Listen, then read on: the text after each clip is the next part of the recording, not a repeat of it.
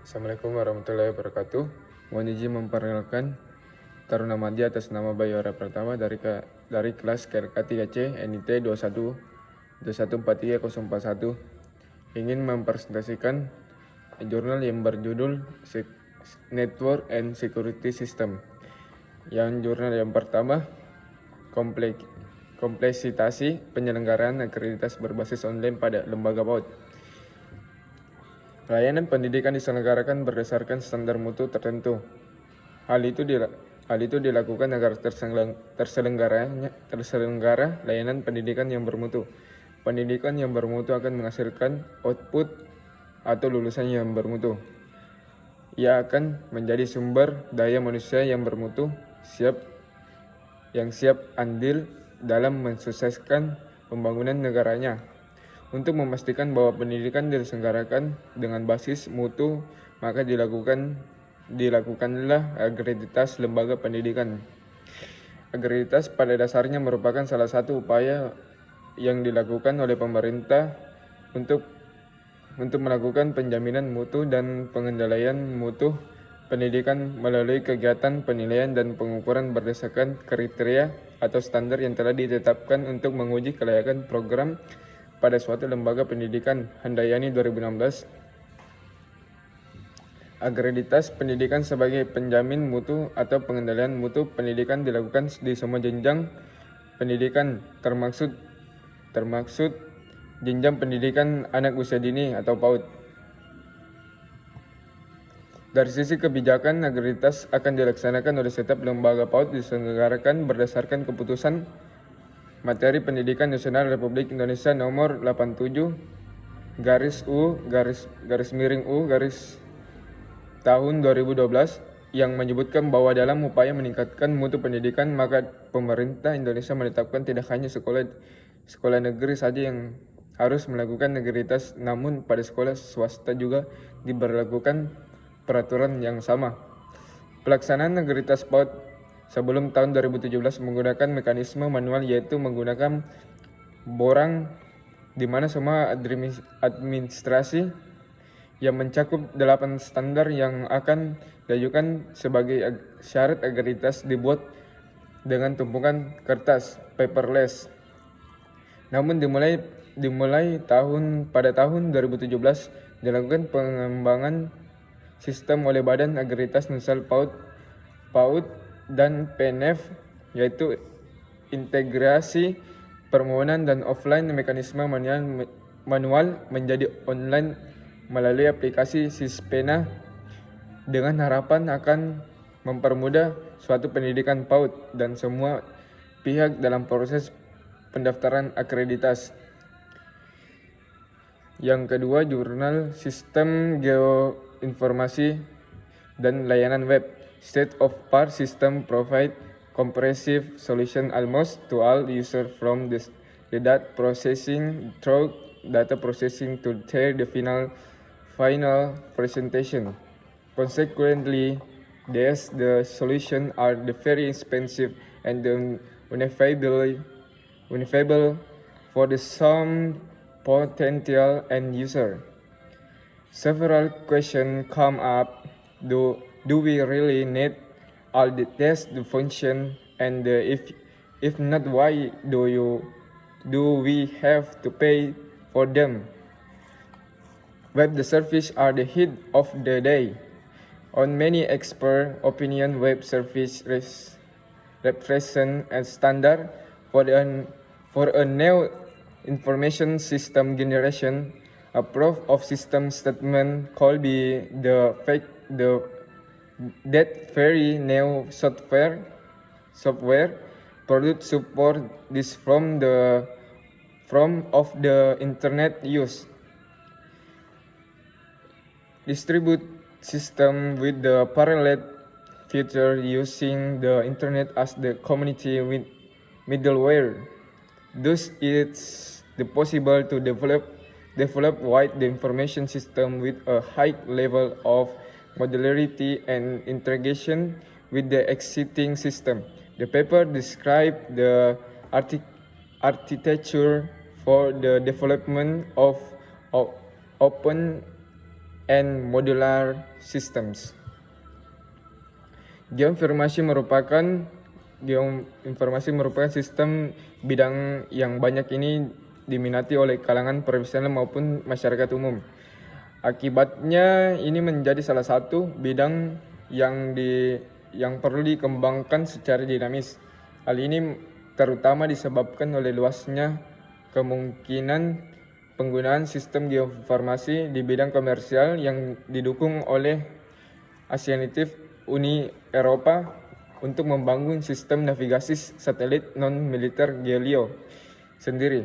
Tujuan utama Galileo adalah mendorong industri Eropa penelitian pengembangan dan yang tidak kalah pentingnya perluasan penggunaan sipil sistem navigasi satelit. Oleh karena itu, didorong oleh salah satu perusahaan yang berfokus pada palangan hakir, tapi itu tidak sepenuhnya benar tentang teknologi komputer yang sebagaimana tercermin dalam bidang itu sendiri.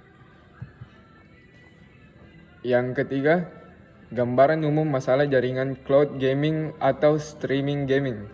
Dengan meningkatnya prevalensi video gamer, hadir inovasi yang bertujuan untuk mengembangkannya cloud gaming.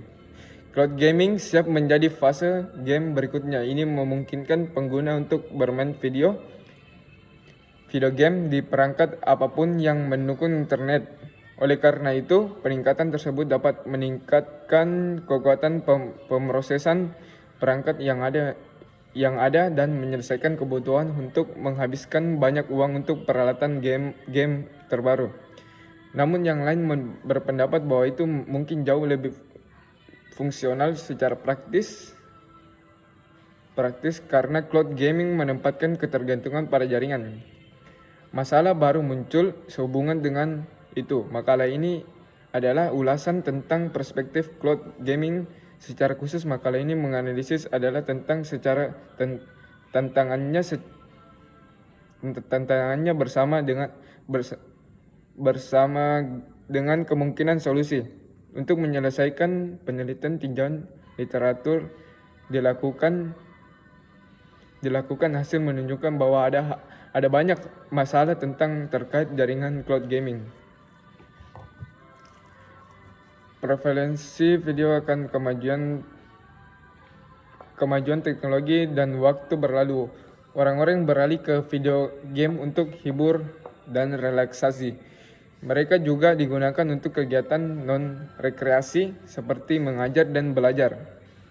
Seperti yang dibahas oleh Maheswara dan Wibowo, video game semakin banyak digunakan untuk berbagai kegiatan masyarakat dan demikian menjadi lebih populer. Sekarang game diperkirakan akan berkembang lebih jauh, secara khusus fase inovatif berikut untuk industri game dikenal sebagai cloud gaming atau streaming gaming dibayangkan sebagai jalan masa depan untuk kemungkinan perubahan dalam cara orang bisa bermain game. Yang keempat, komunikasi kooperatif berdasarkan pembelajaran mendalam menggunakan jaringan saraf berulang di jaringan komunikasi nirkabel. Seiring dengan beberapa aplikasi metode komunikasi nirkabel memiliki beberapa kelemahan. Sinyal nirkabel mudah diretas dan membahayakan privasi. Dalam jaringan nirkabel, algoritma keamanan AES, web, dan WAP2 dan teknik modulasi VHSS dan DSSS digunakan untuk menghindari hal ini. Jaringan nirkabel ini lebih hemat di masa lalu. LAN nirkabel dengan standar canggih seperti IEEE 802.11ac dan 802.11ad sekarang tersedia memberikan perumpamaan kinerja untuk LAN berbasis Ethernet klasik. Tahap terhadap gangguan terlepas dari kenyataan bahwa jaringan 4G adalah yang terbaik untuk konsumen seluler memang memiliki beberapa kelemahan. Salah satunya yang paling signifikan adalah area operasional yang merupakan kerugian dari semua jaringan komunikasi termasuk 2G and 3G. Di dunia modern saat ini banyak lokasi pedesaan dan banyak bangunan di pusat-pusat besar tanpa layanan jaringan. Ini karena standar dan peralatan komunikasi saat ini yang diperbarui untuk teknologi terbaru ini berpotensi membawa komunikasi dan banyak lainnya memiliki aplikasi canggih di mana-mana.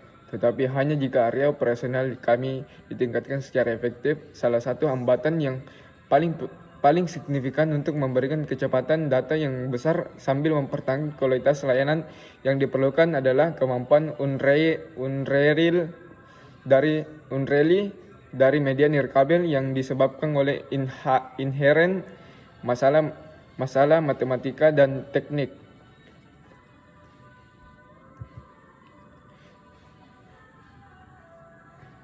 Dan seperti yang kedua, komunikasi kooperasi. Seperti yang dinyatakan sebelum, komunitas kooperasi CC berkontribusi pada peningkatan ketergantungan sistem keragaman kooperatif jenis keberagaman spesial. Beberapa metode kooperatif umum diperkuat dan maju serta memecahkan kode dan maju.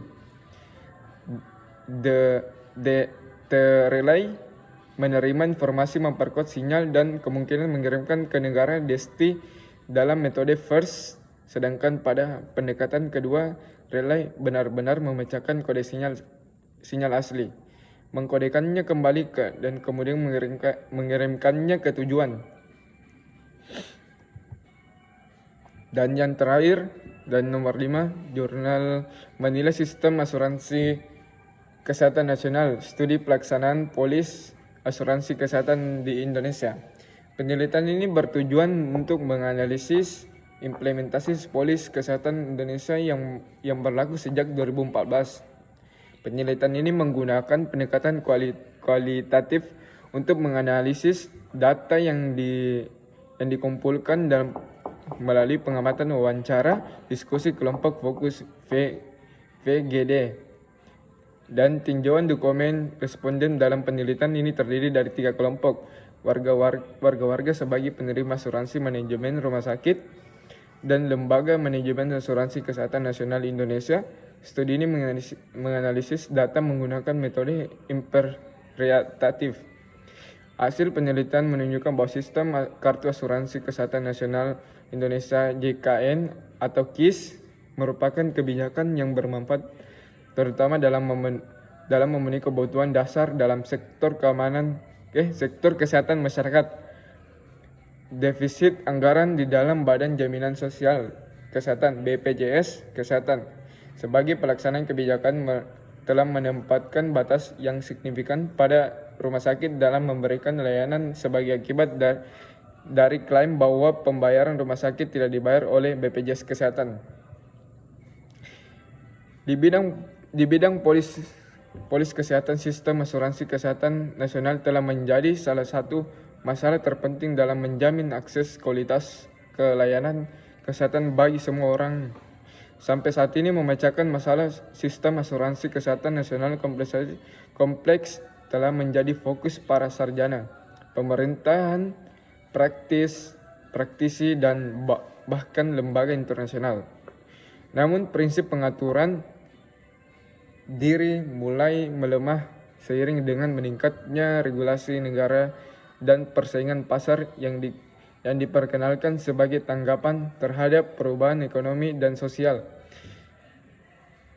Hampir semua orang diasuransikan pada tahun 1961, penegakan jadwal biaya yang sama untuk merencanakan, dan hampir semua penyediaan telah mempertahankan ekuitas dan biaya yang tergantung, dan tingkat pembayaran bersama telah menjadi sama untuk kecuali untuk orang tua dan anak-anak.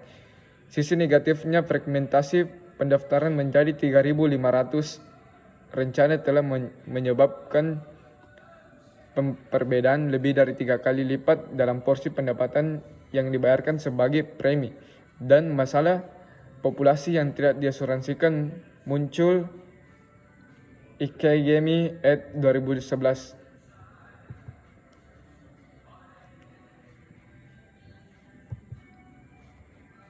Sekian dari presentasi dari saya. Assalamualaikum warahmatullahi wabarakatuh.